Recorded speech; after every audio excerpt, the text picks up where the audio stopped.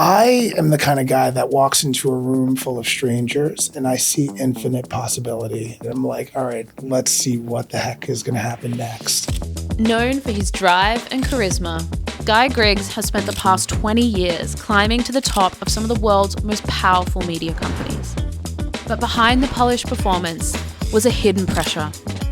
What's been your experience like navigating leadership as a Black gay man in media? There's more judgment, to be honest. You kind of have to overperform because I think I'm going to be judged at a higher level than maybe some of my white counterparts. On today's episode, Guy opens up about how early childhood experiences left him feeling like he always had something to prove, and how he's learning to trade blind ambition for a motivating force bigger than himself.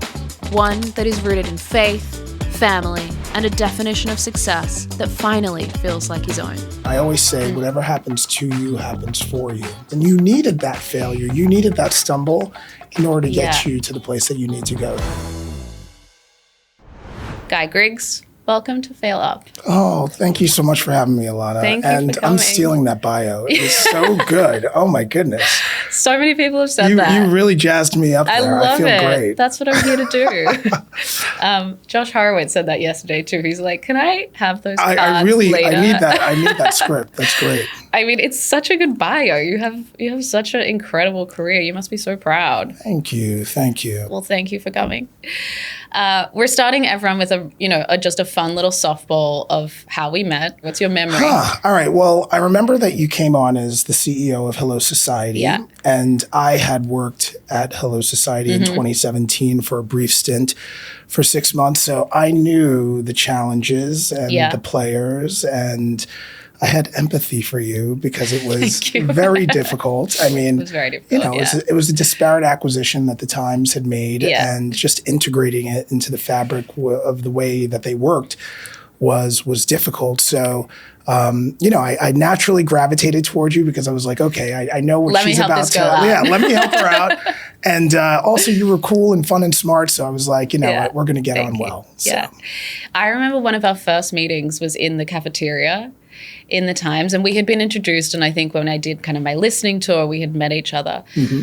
But then we're in the cafeteria, and you exactly what you said. You were kind of like, you took me under your wing. It was so nice, and I feel like you were like, let me guide you, my dear. Yes. And you, I remember we had this meeting, and it was just like meant to be, hey, how are you? Like, tell me about your experience. And you were like, okay, listen, I have some. Do you remember you had a whole presentation? No. Oh my for me, God, no. But it was like, yes, I'm so glad you don't remember it. Oh my God. So you had this, it was a business strategy deck. Oh yeah, okay. That you had created probably years before when you were integrating the businesses that I stepped in to run into New York Times. And it was so helpful. And you were so generous. And you're just like, here is all my business strategy and sales ideas. And you were like, these are yours now. And it was such a moment of like your generosity. It's coming back. Yeah, it is. And everyone else was just giving me like a little listening tour. And you're like, I've done some of your job for you. Now, here you go. Pass it on. Good luck. Good luck. So from that moment, I always just, you were so generous in your kind of time and spirit. And I always appreciated that. It would be remiss of me not to mention your birthday bash. Because... The 40th? Yes. Yeah, you came. I came. Because... That's right. Okay, so Guy is known for throwing like the most incredible parties ever. And... you're like, it's true. It's true. We know how to party. He's a man of many talents, I'm telling you. But your 40th birthday party was right before COVID. Yes. And I'll always remember this because... we all went to your party. It was incredible, like Great Gatsby level party. And then like a few weeks later or months later, I can't remember, but it felt close to COVID, and then everything shut down. It was literally like 3 or 4 weeks before everything shut down. So yeah, people were like, this was the last thing. The last thing, before we all went into quarantine for like, a couple of years. That party ended up becoming really significant, like in hindsight, because it was everyone's last hurrah before they went into isolation. Totally. And like, what an amazing hurrah. I'm really, we know a lot about you, in your your public life now as the VP of National Sales for the Times, but I'm also curious of just like baby Guy. Baby Guy. Who is Baby Guy? Who's Baby Actually, Guy? so Baby Guy isn't too dissimilar from Adult Guy. Really? I've always been, fun and boisterous and optimistic and glass half full type of guy.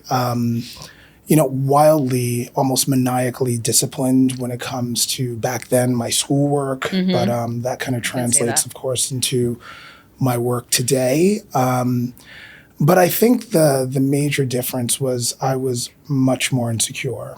Okay. And that's for a host of different reasons, but I, had a lot of insecurity growing up, and that kind of has translated into who I am today. And, I've been able to find confidence now, which is great.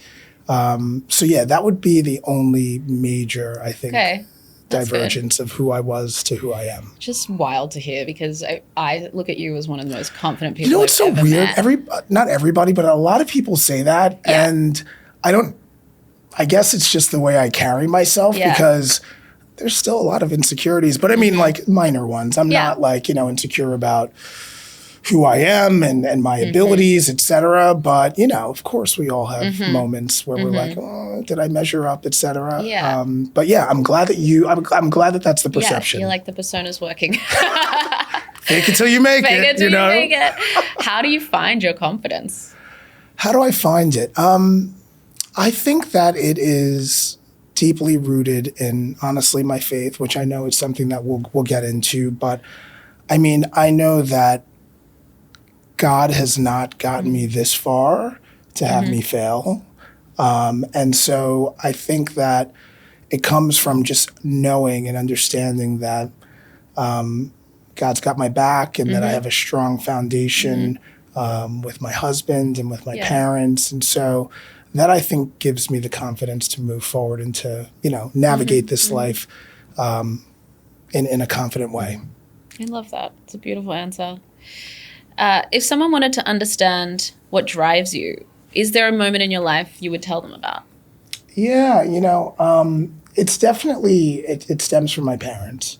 They were both my role models and my superheroes in my life in my formative years. Just a little background, my dad was an orphan by the time he was 14. Both of his parents had died. He had brothers and sisters, but he really was a nappy-headed kid in the hood who had to fend for himself and really make it on his own, and got into a lot of precarious situations, but, luckily enrolled in the Army as soon as he graduated from high school and overcame like so many obstacles and defied the odds, and became an incredible success. And then my mom, similarly, she was from a single parent household back in the 50s. She was the older sister, and, she had to protect and defend her little sister. And her mom, my grandmother, was out working and trying to make ends meet for the family. So she really had to take a leadership role and build up a tough exterior. And that carried her through to be, quite a success. So I had they were both in New York? No, so my dad was in Pittsburgh, Pennsylvania. And my mom was in Hempstead, New York, on Long Island. Long Island, very close to where I grew up, And so they build them tough out in Pittsburgh, I think. Yeah, they do. Yeah. They do, up in the Hill District, I think it's called. So they both had tough backgrounds. Totally, yeah. And they, they came out to be huge successes. So they were definitely something to look up to, as a kid. And I was an only child. I was the only one that made it. My mom, miscarried a couple of kids, and so all focus, all attention was on Guy and my development and my success. And they wanted me to be bigger and better than they ever could be. And so they gave me everything that I have. And so, of course, you want to measure up and you want to. And that one moment that I think really, gave me a lot of who I am now came from, this one incident when I was younger. So I was probably about 4 or 5 years old, and I had cousins who lived very close in the neighboring town, and I would play with them a lot because my parents are both driven and career people. And so after school and on the weekends, I was around my cousins who were the closest things to siblings, and they were both 2 girls. And so I realized very young that I liked the same things that they did, whether that be My Little Pony or Gem or Cabbage Patches or Barbies. Loved Cabbage Patch. Oh my God, I was obsessed. And that was a big issue. Getting a Cabbage Patch Kid was like, my parents were not into that, but my grandmother, God rest her soul, she was adamant about getting me. She got you the Cabbage Patch Kid? Yes, little Ricky, that Cabbage Patch stayed with me for so long. Did you used to sing the songs? Yeah, I think so. I'm sure I did. Cabbage Patch Kids. Oh my God. I don't remember them, but I was addicted. I loved it. I loved the cartoons. They were so good. I was obsessed. Dolls. I had all the Cabbage. That was my toy of choice. 80s kids, right? We were destined to be friends. Right. So I was into all that stuff. So you're with your cousins. So I'm with my cousins playing whatever, and there was a pattern. And my cousin's father, my uncle, kind of started to get a little concerned with this behavior because, as I said, this is the early 80s. This is, this is not typical boy behavior. Yeah. I was just not into the things that, I should have been into, quote unquote. Right. And so he clued in my dad and my mom that, hey, listen, I'm seeing some patterns and guys really into this stuff. And I remember my dad in that moment and standing outside of the room when they confronted my parents with this information. And my dad, with the rage of God, said, I didn't raise no faggot. And, screamed at my aunt and uncle about how dare they come with these accusations. I am a man-child. This is ridiculous. And I just remember the screaming and the arguing between my parents and my uncle and aunt.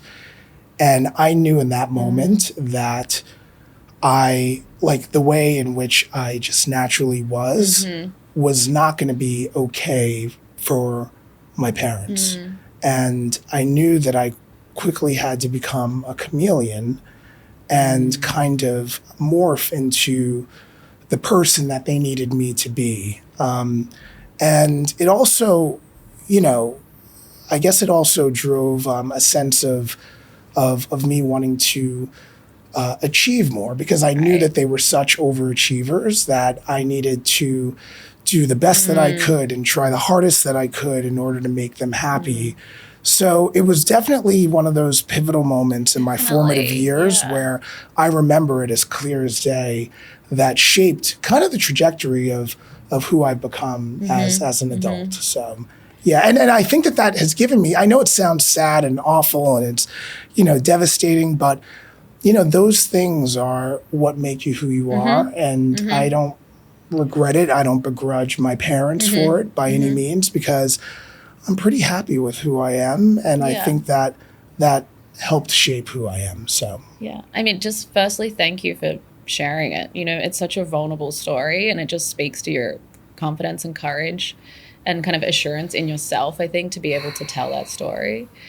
And I think it's so representative of the time, right? And I imagine kind of in the Black community at that time. Oh my goodness. Yeah, it's another whole layer. I mean, it was everywhere, but I mean, Black men had to be strong. You had to be masculine. You had to be tough.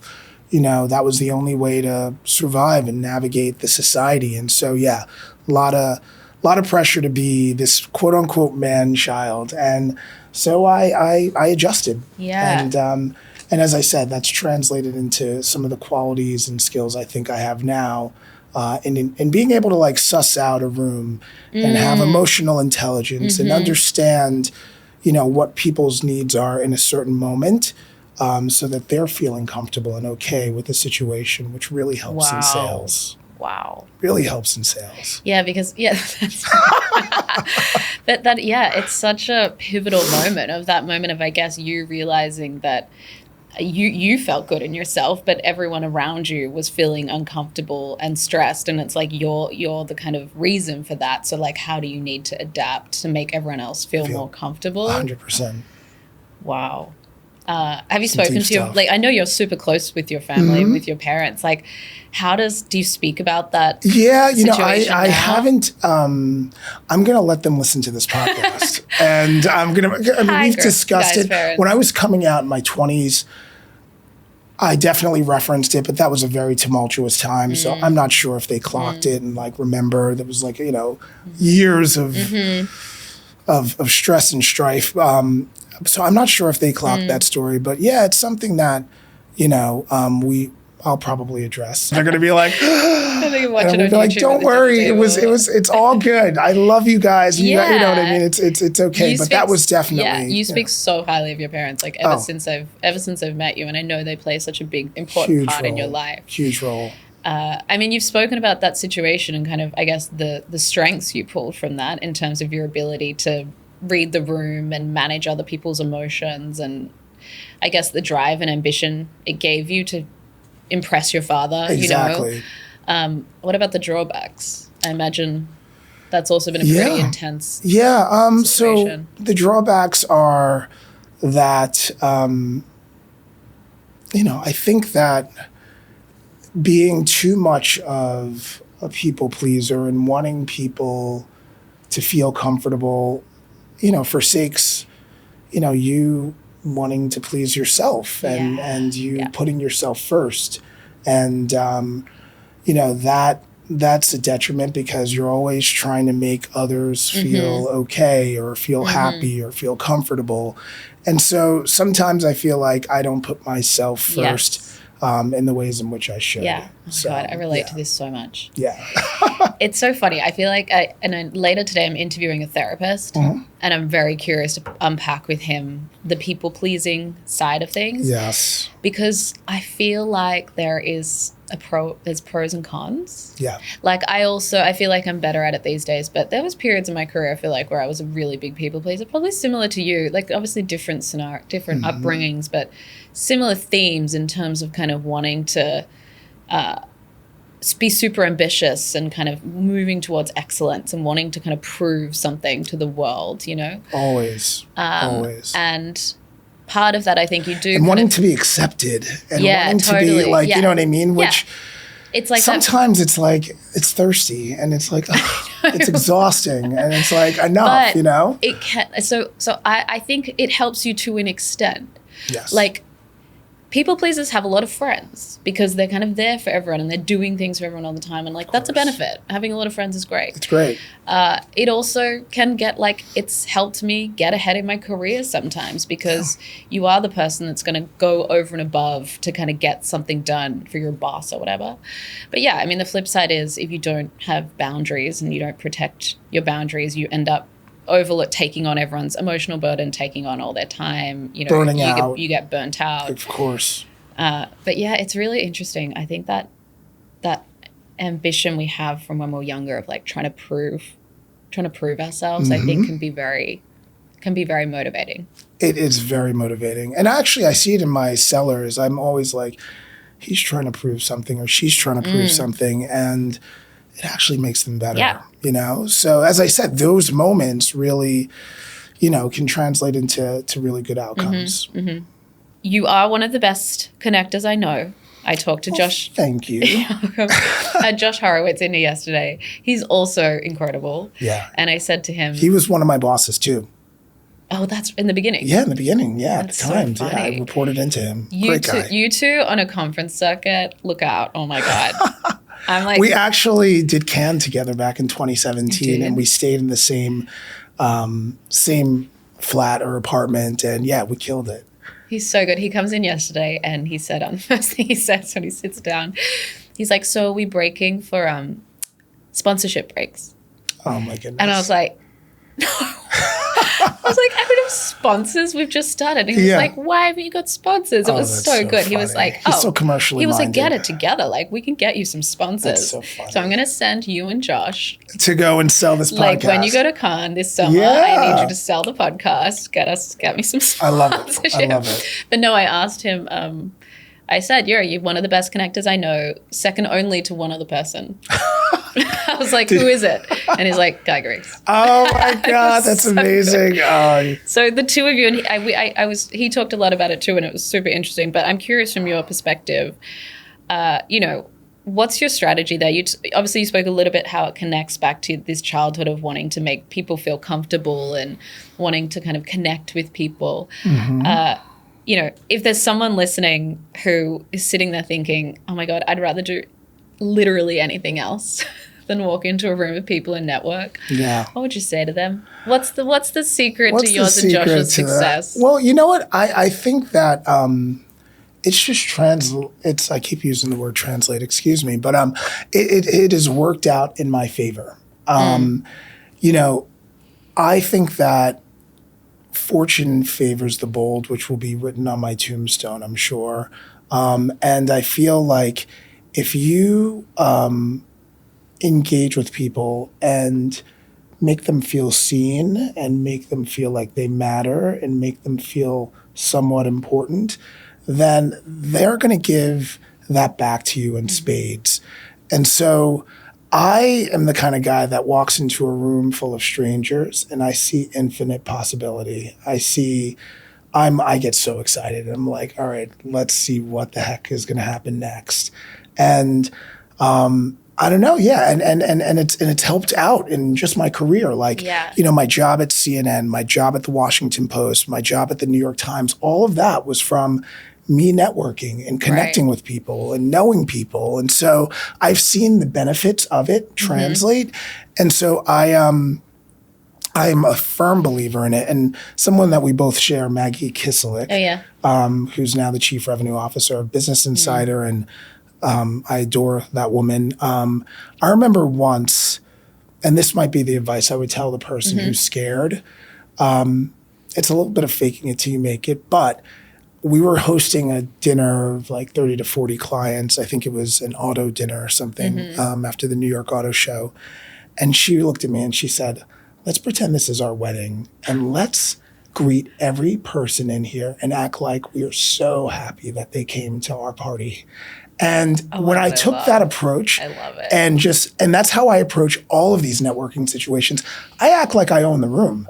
I act like they are at my party, at my wedding, and I go in and I lean in and I connect with them, and it translates because they feel seen and they feel like they matter. And I ask them questions about their work and their families and what they're focused on right now. And people they wanna talk about themselves and things of that nature. So that has been a real key part, and also paying it forward is really important. So because all these jobs I've gotten through networking or whatever, I feel like if I am able to help connect the dots with friends and colleagues and clients and whatever else and help people get jobs, it's just going to come back to me in spades. So my next question is about your faith, if you're comfortable talking about that. Yes. You do seem to talk openly about your faith. Obviously, it was even a big part of getting. You're always wearing this beautiful diamond cross. Of course, it's diamond and beautiful. You know me. He's going to do it in style.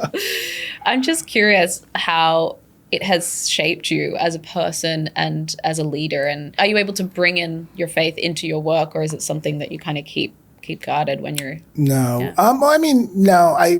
I don't preach to my team or anything like that, But, the faith, I grew up in the church. My dad, my mom, and I said the Lord's Prayer every morning before I left the house in our entrance foyer, before they went to work and before I went to school. Our Father who art in heaven. Yep. Every day. Every single day until I graduated from high school. And so it's always been, a real big part of my life.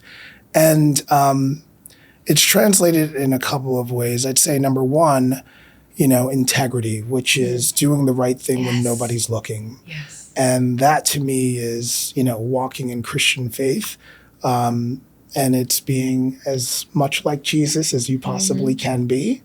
And I think that is really critical. I always say, I can deal with people making mistakes. I can deal with screw-ups, but I cannot deal with people without integrity, working for me or on my team. You lie to me, You try and cover up things. You do things the wrong way. You cheat something out. You're shady.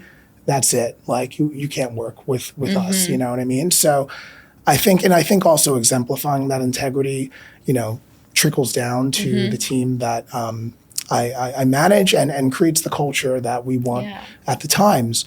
So that's a connection right there, a connection point with my faith in the way that translates into work. And then I'd say also, kind of going back to what I said, like, God would not have put me in this position to make me fail or to let me fail. And so, like, if I have faith, I know that I'm going to be successful. If I get up on a stage in front of 500 people, or if I'm presenting at the company meeting in front of 5,000 people, I'm like, I take a little breath and I say a little prayer, and I'm like, and then I feel reassured that I can do this and I can kill it. And so that's another way that it translates. That's really beautiful. Oh, thank you.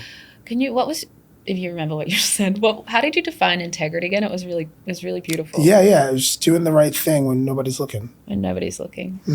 It's so interesting when you're talking. So as we've kind of discussed, I also grew up in the Catholic Church, but I'm not religious now. I feel like I'm a very spiritual person, but if anything, I've been drawn more to Buddhism and kind of more, more spiritual than kind of like Christian. Christian, yes. But when you said that, it's interesting. Like, integrity for me is number one as well. It's such a big part of kind of my value set.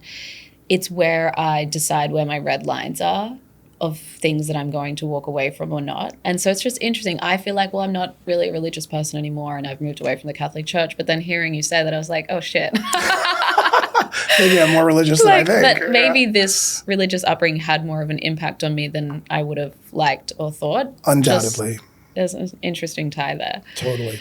Okay, this is maybe a big one. I'm really curious. Obviously, you're in a really senior leadership position in an industry that is still, even in 2025, really dominated by old white guys. Getting better. I mean, the Times, you have an incredibly fearless woman at the helm, which is amazing, Meredith. But what's been your experience like navigating leadership as a Black gay man in media? Yeah. So I mean, I'd be lying if I said that there weren't benefits. Believe it or not. Benefits, okay, yeah. I know, but obviously there have been challenges.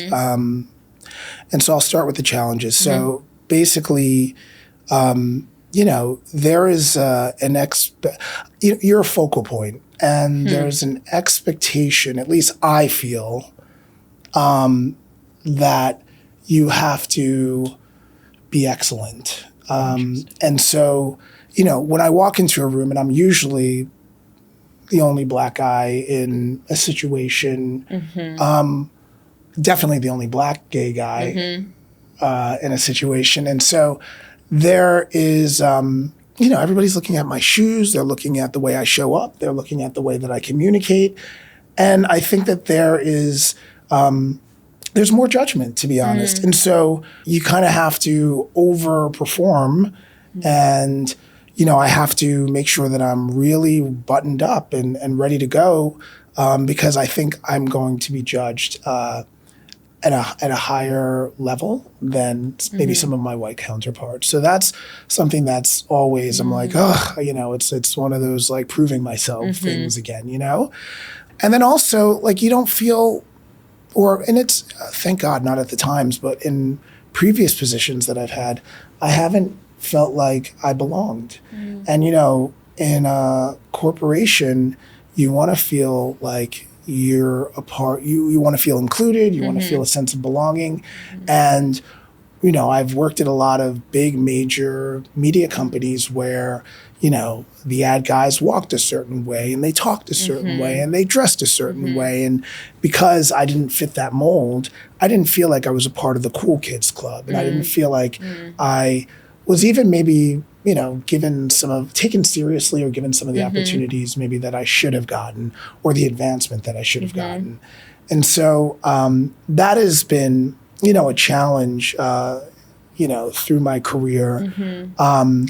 But, then you go to a place like the Times and, there has never been a more inclusive place that I've ever worked in my professional career. I mean, like, I think it was within the first 2 months, AG, our publisher, said that they were going to do a diversity and inclusion report that they would publish on a quarterly basis, showcasing how we were tracking with women in leadership and people of color in leadership. And I was just like blown because I had never seen any company like hold themselves accountable for diversity goals. And so that is, like in that type, and I think that that's why I've done so well over the last 8 years at the Times, because it's provided me with that environment to really, thrive. And, I could show up in heels tomorrow at work, and I think that they'd be like, cool, as long as you're killing it, as long as you're overperforming, as long as you're bringing in that revenue and leading in the way that we need you to, then it's all good. So yeah, it sounds like you feel like you do belong there, and there's like there's a safety there, that safety that maybe you're looking for even in that earlier experience of wanting to be accepted, and it feels like you feel safe there, so you can be yourself. I can be my unapologetic self 100%. Now, how has it been a benefit? Hang on, wait, before we get to that, I'm curious to unpack, you said that it sounds like you feel like, maybe not at the Times, but in previous experiences, that you were judged a little bit more, you feel like there's a lot more pressure. How do you deal with that? I revert back to my childhood self, and I become, number one, that overachiever that is trying to please dad and mom. And I become that chameleon that makes people feel better and more at ease with the situation. So I, in those situations where I'm like, oh my goodness, I'm, held to a higher standard than maybe some of the rest, then I'm like, all right, well, I'm going to prove to you that I deserve this seat at the table, and I'm going to do it, and I'm going to do it better than anybody else. So I kind of lean into those moments and kind of prove that I'm deserving. Should I give you the benefit? Benefit is that, although the expectations are higher and, I feel like people are sussing me out, like, up and down, et cetera, provides a lot of pressure. I do think that it's rare that, you find a Black gay professional that exemplifies a lot of the values that companies want, like, integrity and curiosity and excellence and hard work and all that good stuff. And so I think that opens up the door for opportunity, because it's like, oh, okay, well, that there's not a sea of sameness. There's this one, gem that's kind of out here, and he has all those characteristics, but he's a little different, and we want that in our corporation. So I think that it's opened up doors as well. Okay, that's good. Yeah, you're, as you said at the beginning, I feel like you're an optimist. Yes. Glass half full. Glass half full? Yes. Okay, so we're now going to switch gears a little bit into the conversation around failure and kind of how we bounce back from those failures. How do you define failure? How do you think about it? And has that definition changed over time for you as well? So I define failure as not measuring up to my expectations or the expectations that others have of me. That's what I've traditionally thought of it as. If I struck out in Little League, or if I failed a test, or if I botched a presentation or whatever, I was like, I failed. And I was really hard on myself, and I still am pretty hard on myself. But, as I mature, I'm starting to reevaluate what those circumstances and occurrences really are. And they're not necessarily failure in the traditional sense. They are they are things that happen to you for a reason. I always say whatever happens to you happens for you. So when these things happen, it's for a reason. It's a part of the journey. It's the pathway to your completeness. It is, what's going to make you who you are in 5 and in 10 years. And you needed that failure. You needed that stumble in order to get you to the place that you need to go. So that's how I try and view it now. Of course, in the moment, I'm pissed off. No, of course. But it reminds me of that line, we either get what we want or the lesson we need. Ooh, yeah. We either get what we want or the lesson. But it's what you're saying. What did you say? Nothing happens. I said, whatever happens to you happens for you. It's similar, right? Yeah, it's like exactly. Whatever happens to you, it's like that will be the lesson, that will be for you, and you need to kind of forge your path. Exactly.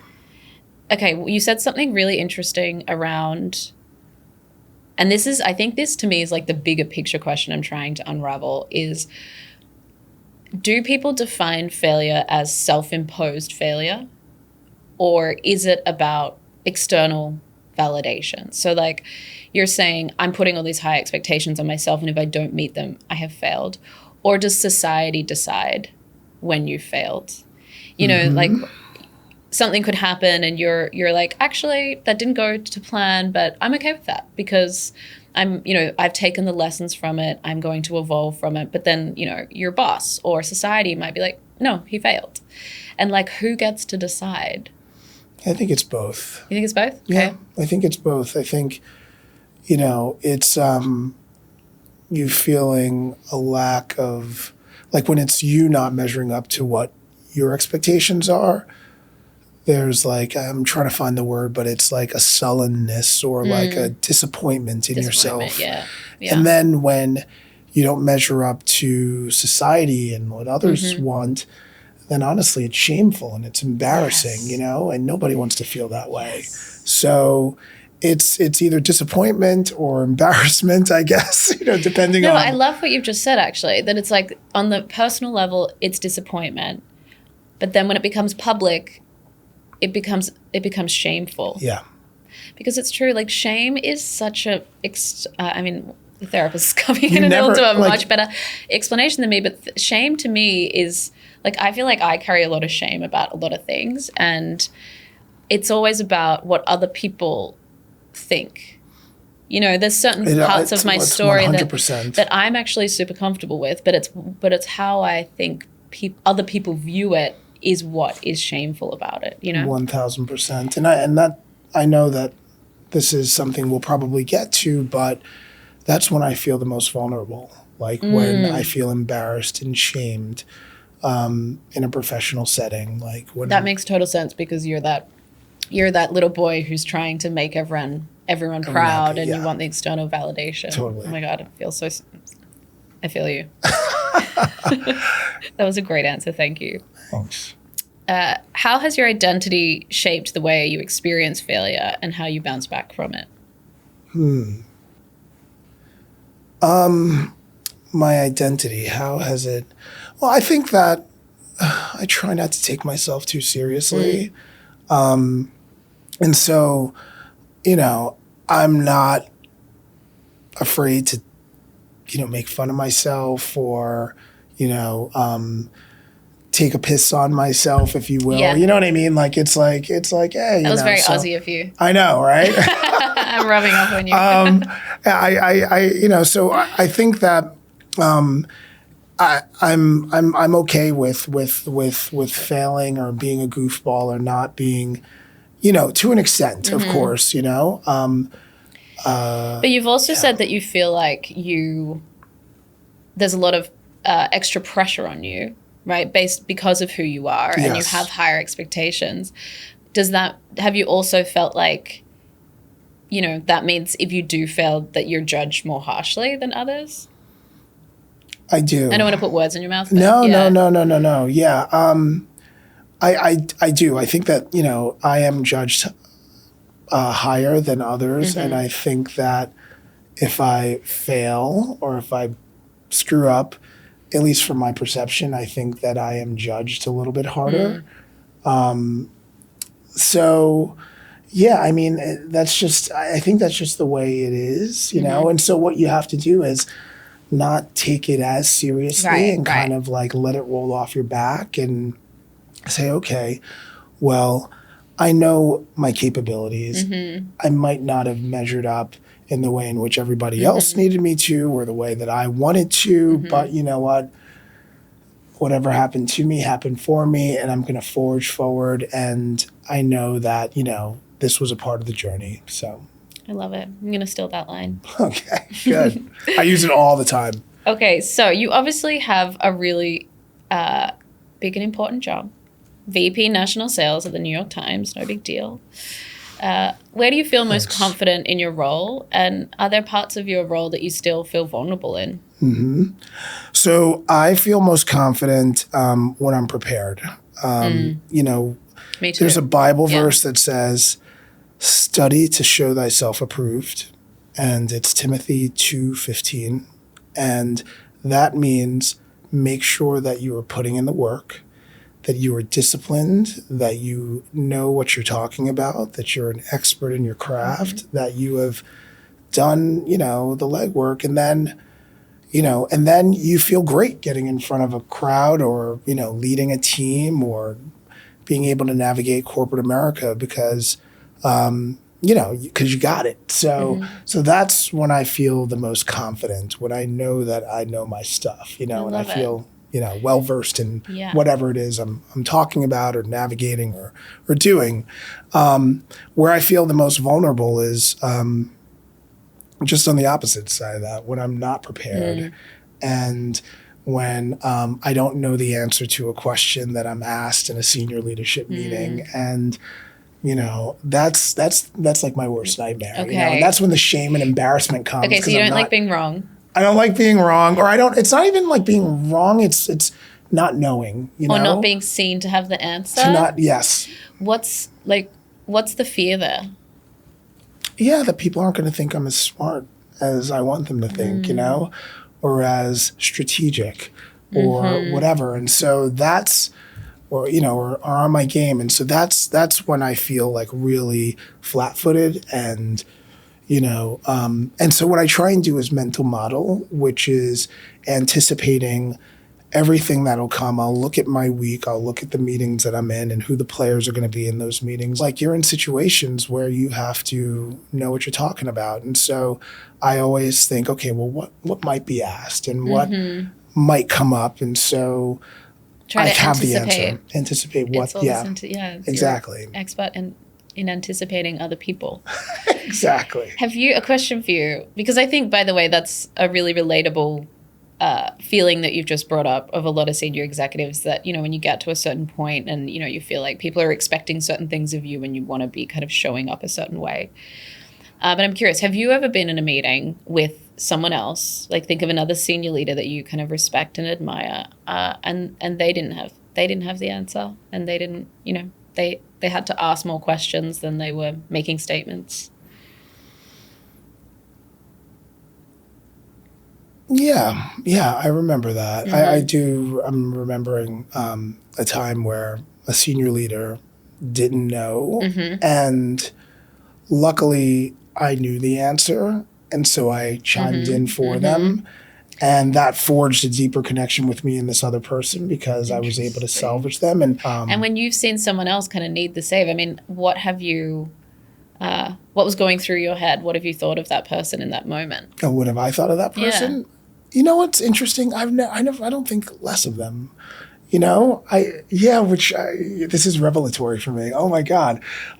So people probably don't feel less of me or think less of me when I don't have all the answers, which is interesting because I'm always in my head about me needing to, there's more judgment and I have to be this, I have to be Guy Griggs and da-da-da-da-da. But in actuality, we all fall short and we all don't have the answers at some times. And so, I bet you it also is the same way on the reverse side. I'm sure that my peers aren't like, oh, that idiot, they're probably just like, oh, okay. He didn't know that one, but it's good. Yeah.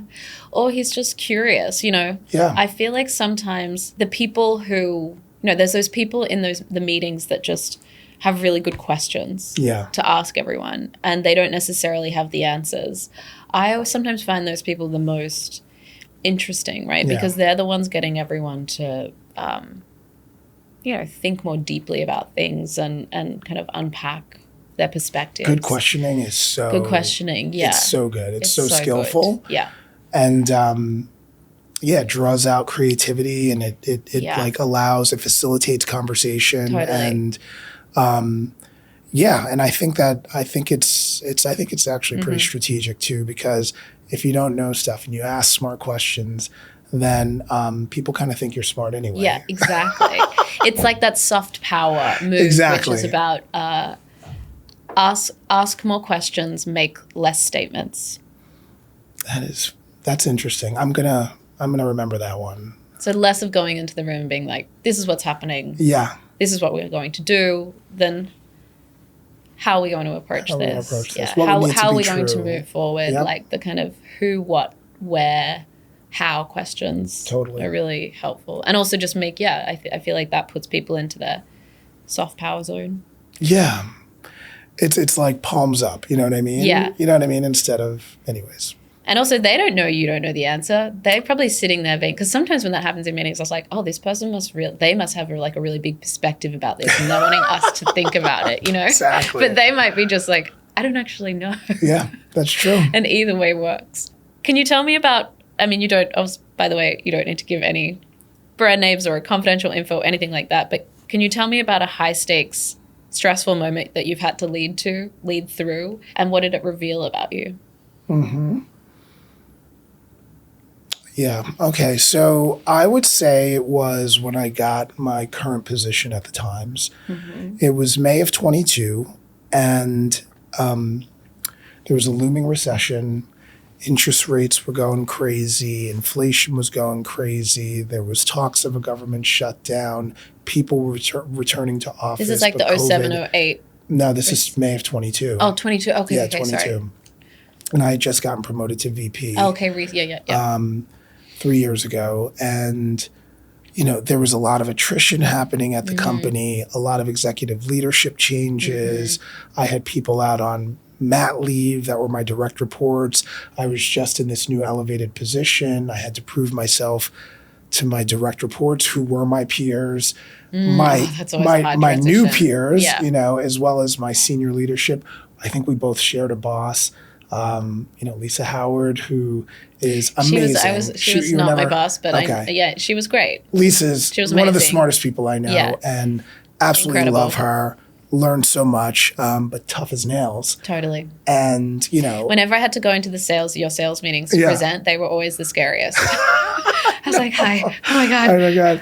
Yeah, I know. Please sell. And so I had influencer campaigns. Exactly. She'd given me this opportunity, to lead the sales team. And, there was a lot at stake. And there was an uncertain economy. And so there was just a lot going on. So I had to lead and stable the ship, because everybody was kind of whatever. And it was just like one of those tumultuous times. Stressful. Stressful as heck. And I think what I learned from it is that you're stronger than you think. You know what I mean? And that I have the tenacity, I have the grit, I have the instincts and the know-abouts to get through this. And I did. And it wasn't like some, gangbusters year. We didn't overperform in revenue or any of that stuff, but we got through it, and we didn't cave the business. We got through it, and then we came out of it. Totally. So, yeah, I mean, the Times business is doing just fine from what I've heard.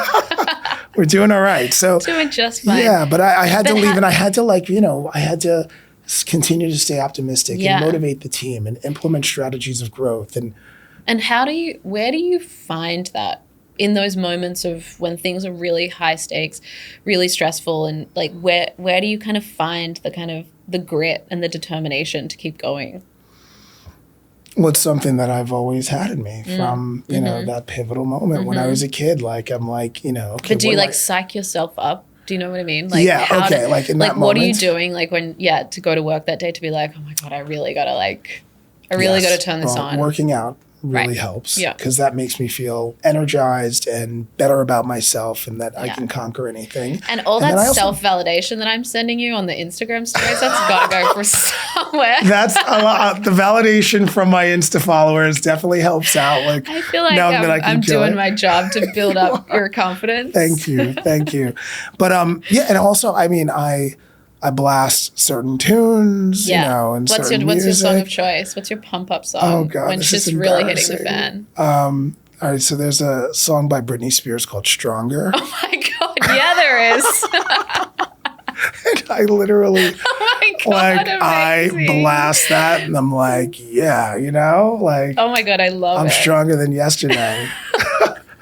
Now is nothing but a mile away, or whatever it is. I don't know. You know, there's like, or it's this scene in, oh my God, what is the movie now? Oh my God, I can't remember. Don't worry. Psycho? American Side, I haven't seen it. Okay, don't worry.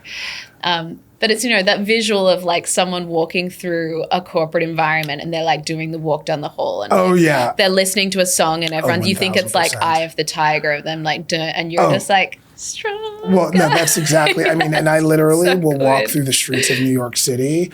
Like Listening I'm in to my Britney? I'm in my own love music this. video, like just like I can do this. It's so cheesy. So good. But it's so fun. It's so and actually good. one of my new ones is oh goodness, I can't remember the name of the singer, but it's called Push Me Over. And it's a new pop ballad, and I've been blasting that a lot, and it pumps me up. So Okay. Yeah. I'll have to look at that one. Yeah. I've not heard of that. Okay, well, this is kind of connected. It's connected to what we're talking about. Obviously, you've led the team through a lot of market volatility, global pandemics, budget cuts, kind of changing business models, and I imagine kind of a lot of increasing client expectations with media right now, for sure. And that requires a lot of resilience. Yes. I guess we've spoken a little bit about where your resilience comes from. So my question now would be, how does someone develop it? What if someone doesn't have the origin story that you have that has really kind of ingrained this resilience and grit in you? Do you think it's something people, can it be developed, or are you kind of born with that? I think a measure of a person is how they react, respond, behave when they're in a distressed place. Yes. You know, when they're This is at your their integrity lowest. coming back. Yeah, exactly. Yeah. And Yeah. I think that if you come out guns blazing, swinging for the fences, and proving that you can rise up above whatever adversity is in front of you, that's really where the growth comes. And that's really when you step into the person that you're supposed to be. Can I give you an example? Yeah, please. So this happened last year in 24, and it was my 2023 performance review that was given to me in February of 24. And Joy Robbins is my boss, who is the global chief advertising officer of the Times. And she's smart. She's a brilliant leader. Incredible. And I've learned so much from her in the 2 years that we've been working together.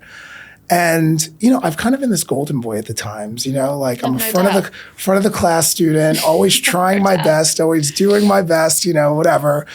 And, you know, we had been working together for maybe 8 months or so, because she came in sometime, I think, in 23.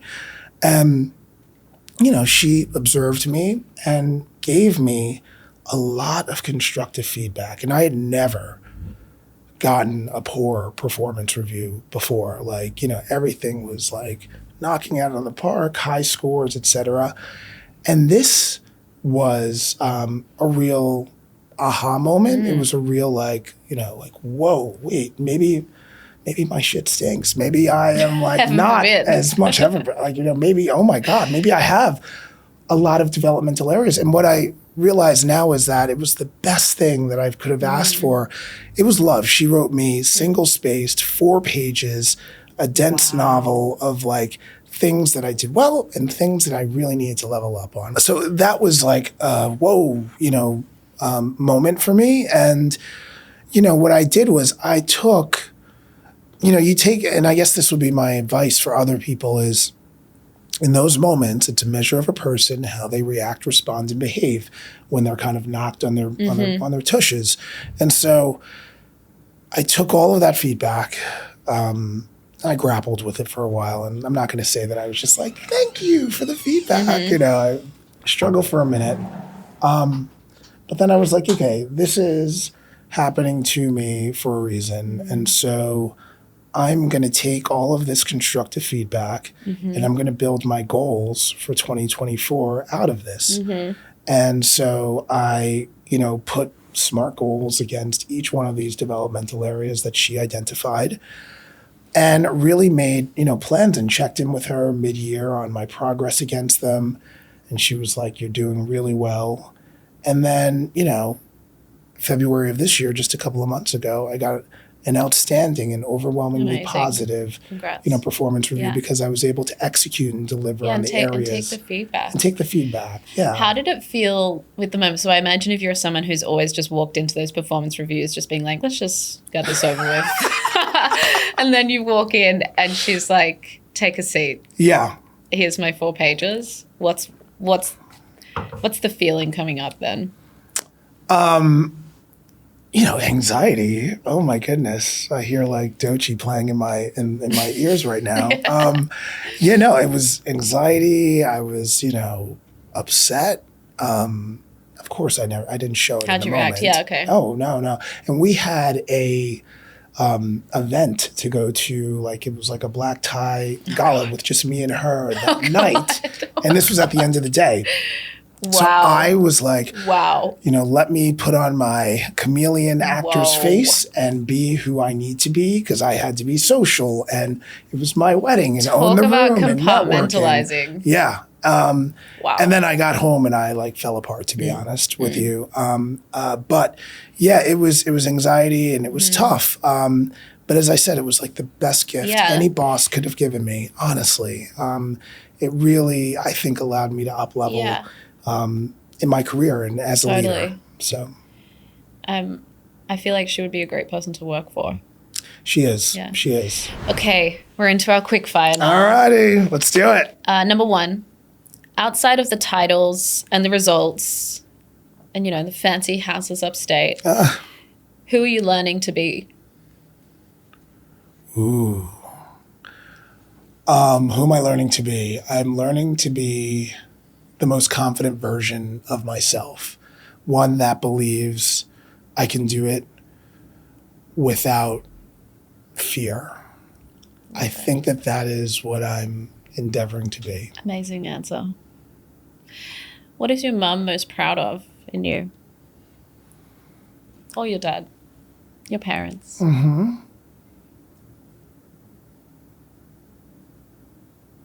I think that she's most proud of the good guy that I've become.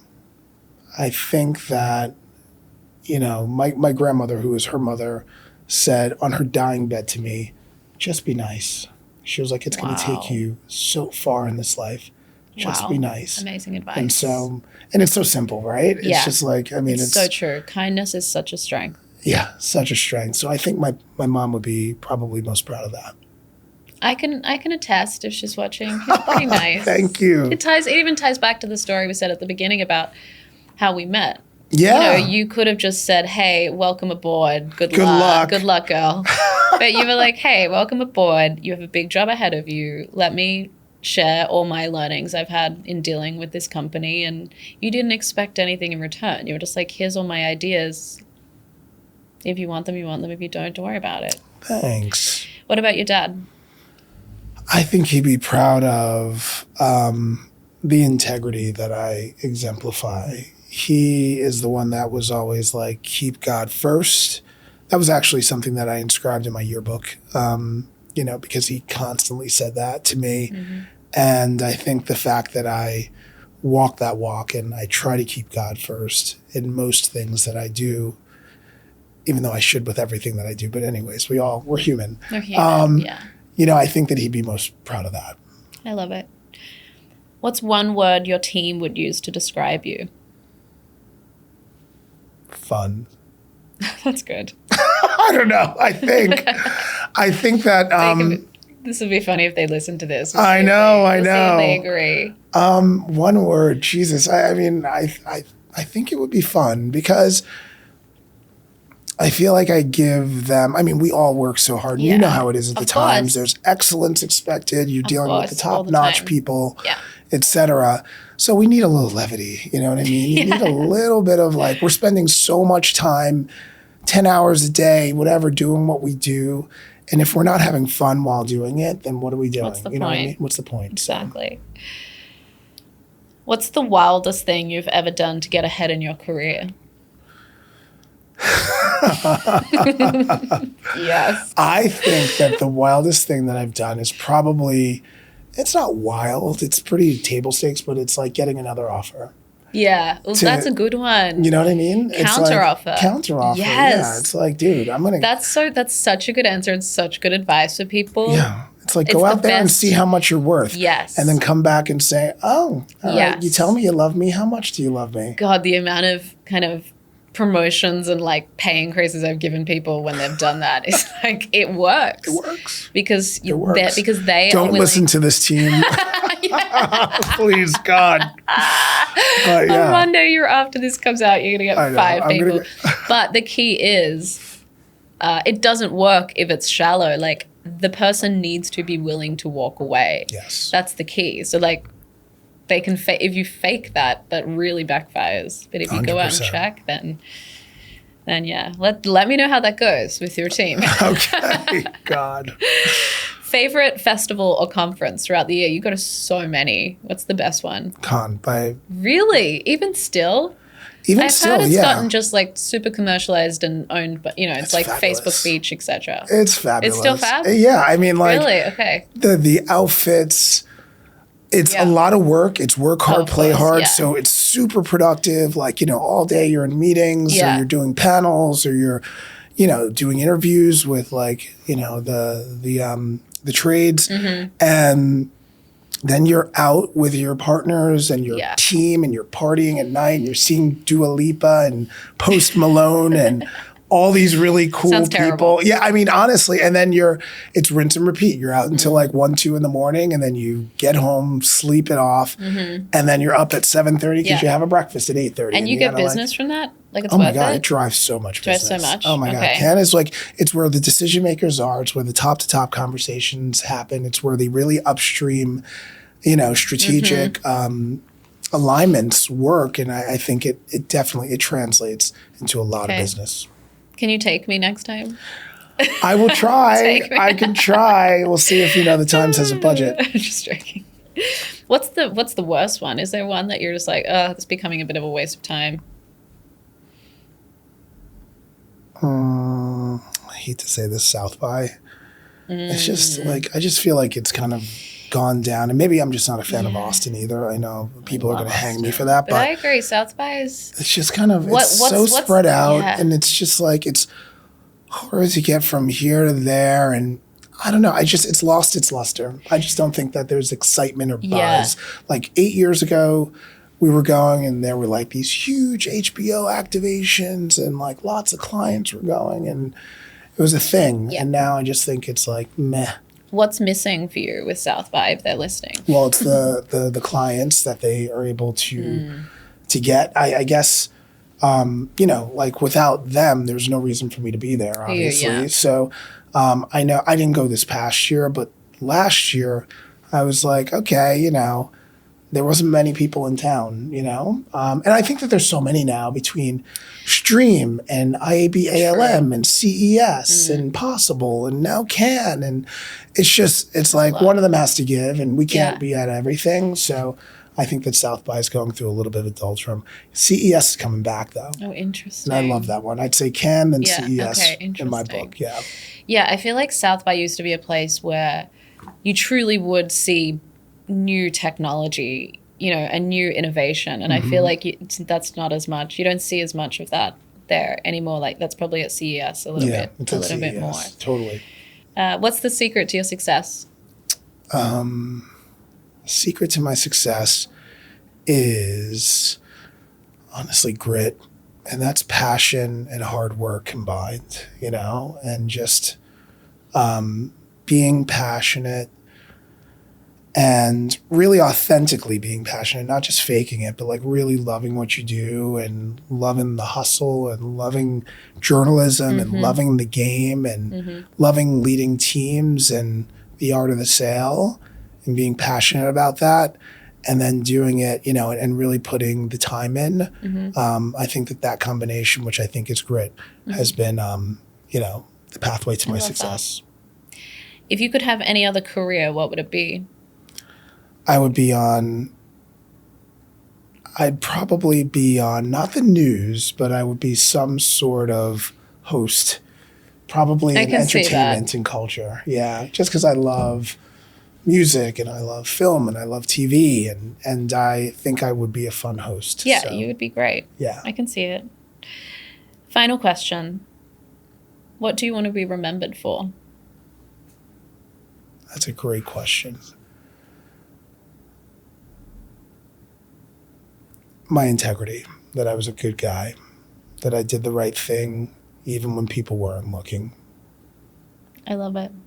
That's such a nice note to end on. And you are a good guy, and you have always done the right thing when no one's looking. So that's nice. Thanks so much, Alana. Thank you so much for coming. I hope you had fun. I had a great time. Yeah. This has been like therapy. Really? Oh my God, I love it. It's been so fun. I mean, this has been great. Like, your questions are amazing, and it's really, been thought-provoking and allowed me to dig deep, and, it's good to think this way. So, I appreciate it. Well, thank you for coming on. Awesome. Let me know how it goes with your team. I will. If you're after this goes. After this, yeah, I know. They're going to be like, I quit. They're going to be like, I quit. I want some more money. I got another offer on the table. I love it. If you liked this episode, please hit the like button and subscribe so you don't miss the next one. While you're at it, please drop a comment and let me know what resonated with you. I'd love to hear your take. And as always, I'd be so unbelievably grateful if you could share your favorite episode with a friend. It really is the only way an independent podcast like this can be discovered.